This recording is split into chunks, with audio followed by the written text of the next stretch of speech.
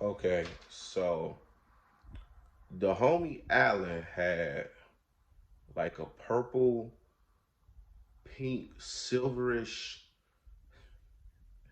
Dodge Neon. It was a little car, but it was I never seen a car that color before or after. So that's what made that car kind of strange to me. And the thing about it was, so we at my girlfriend at the time, we at my girlfriend's house. Well, she my wife now, Gwen. You know Gwen.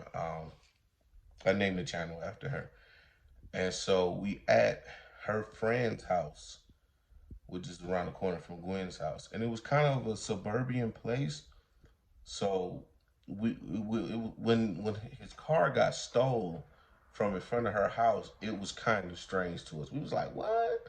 Thought it was safe here. So we all met at her house, and then we all left our cars, hopped in one car, and went and did whatever we was doing. We come back, and Alex's car is gone. Dog is devastated. You know what I'm saying? And so, computer made a weird noise. So, dog is devastated, and we just went on ahead and chalked it up as a loss because we was just like whatever. So at the time, me and Alan, we lived together, so we was just like, all right, let's just hop in my car, dog. Let's just leave. And so we about to leave, and my wife was like, well, at least report it stolen, call the police. Like, what's y'all doing? And you gotta understand, man. For us, it was like calling the police meant nothing. You know what I'm saying? Like we was young black dudes. I mean, we never got it. It was pointless, but it didn't hurt. So we went on ahead and we called the police. But again, like I said, we chalked it up as a L, and then we just went. We hopped in my car. We went home. So if Alan would use my car because we work different schedules and stuff. So he would use it worked out to where he could use my car to go back and forth to work and stuff like that.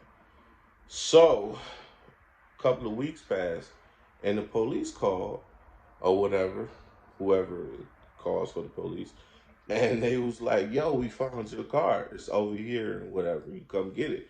And we was like, "Yo, say squall!" Like it was like, "Yeah, they actually found it." It was crazy. This is the only case in which the police have actually helped. It didn't make any sense, honestly.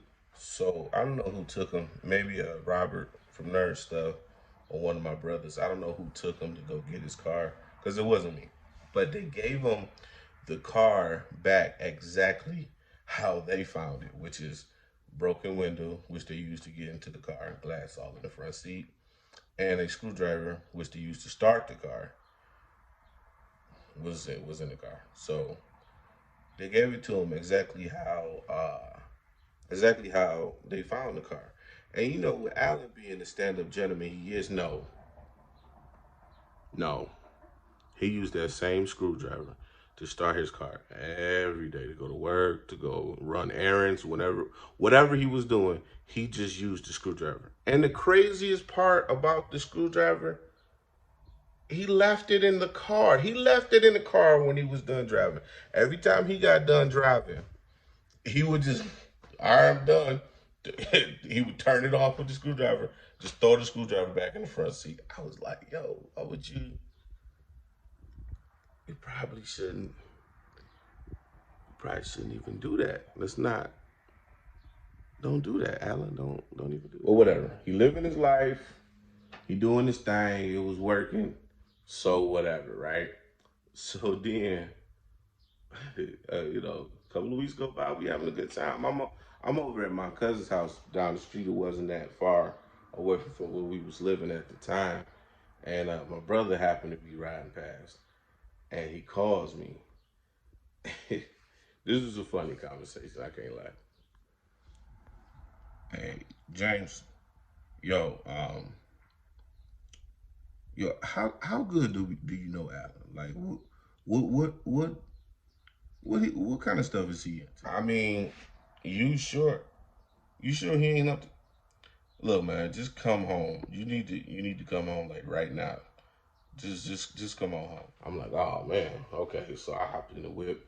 like I said, it wasn't that far away. So we go.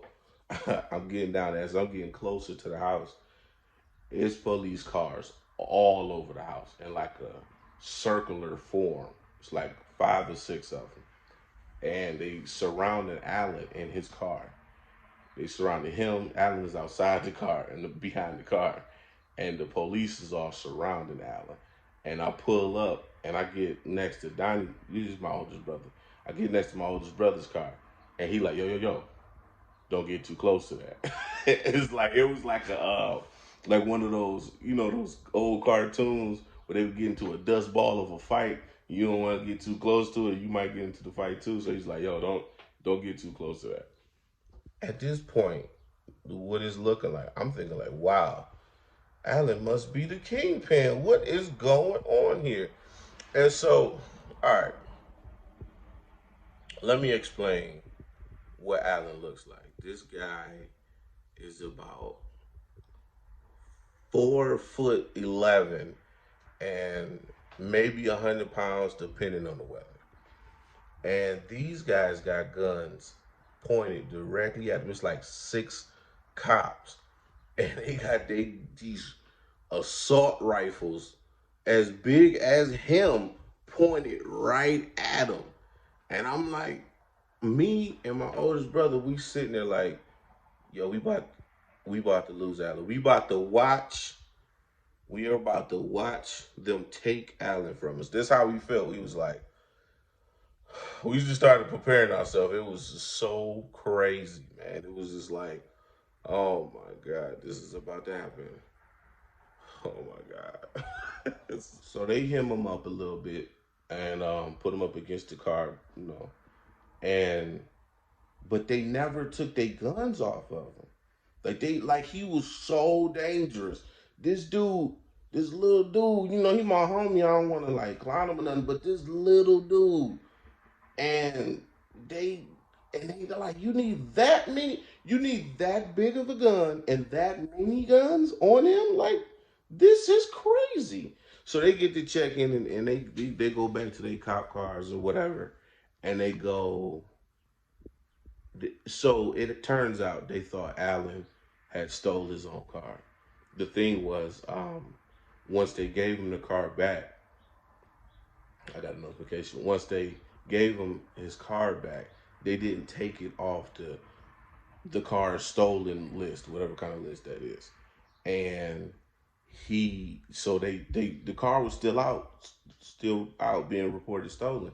So when they saw him pull up in the neighborhood in Detroit and with glass in his front seat, broken window with a bag over it, and cut his car off with a screwdriver. I mean, it looked kind of suspicious, but they didn't need those guns that big, and he was no threat. They did not have to point those big old guns at him. It didn't make any sense to nobody. Okay, so this is the end of the story. At the end of a story, you're supposed to have like what we learned, like, you know what I'm saying, kind of moment. But he didn't learn anything. Even after that traumatic experience for all of us, for him especially, me, my brother Donnie, he has a channel. I'll put a picture maybe somewhere right here. And he still just continued he never cleaned the glass out his front seat, out the front, off the floor, out the door. He didn't get the window fixed. He continued to use that screwdriver to start and cut off the car. And he just went to work, back and forth to work, and ran errands or whatever he had to do, just like that all the time. And it was just like, and he still left the screwdriver in the car. So it's like everybody had the keys to his car. Because the doors didn't, even if you lock the door, because one door, still had a window, but the other door was just being guarded by plastic. So it wasn't at this point, because for a while he wouldn't even put the plastic up. And so if you just, pull the plastic off, unlock the door, hop in, watch out for the glass, you don't want to cut yourself, and just grab the screwdriver, you could just pull off. Just pull off in his whip. And he was cool with that. He was cool with that being a thing. So, anyways, I hope you guys enjoyed the story. Like and subscribe if you did. And y'all stay true.